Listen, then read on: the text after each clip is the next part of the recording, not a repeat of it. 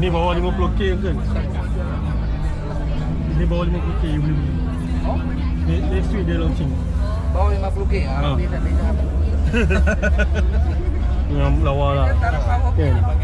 Yang ni dipanggil sebagai corak ombak. Ini besar sikit lah. Ni kan semua spek ada ni? Semua spek ada. Kalau yang CVT dia yang untuk yang CVT only dekat premium sahaja. Ini premium. Yang ni premium. Dia pakai CVT lah. Dia bawa CVT. CVT yang improve daripada yang dulu punya lah. So memang lagi smooth, lagi jimat minyak. Tak sama yang macam dekat Pesona bukan? Tak sama, lain. Obviously lain. Cuma nama je sama. Oh, yang ni dia punya skrin memang tak buka. Tuan-tuan tengok skrin dalam. Skrin dia cuba button drive tekan start button. Boleh tak? Dah kena start tu lah. Oh, tak boleh tadi. Dia tak ada. Yang sebelah ini 9 inci, yang sebelah sana 7 inci. Yang dia coupley Ada Apple CarPlay dan juga Android Auto. Memang dah siap masuk. Ni berapa inci?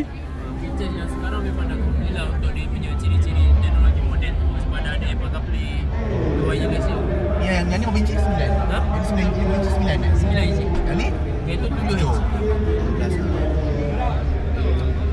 Ya, dia sama macam ni dapat cantik. Aircon pun dia improve juga. Kalau Saga ni orang datang memang sejuk kan. So aircon yang sekarang, kalau betul-betul cuaca tu tempat panas, kita masuk dalam, kita buka enjin, 4 minit je dia boleh turun kepada 15.8 Celsius. Dia punya kesejukan kat dia tu. Tu memang dah dibuktikan dengan dia orang punya. So tak ada aircon kaki tak apalah. Belakang pun tak ada. Tak ada aircon kaki kan. Terus ke belakang.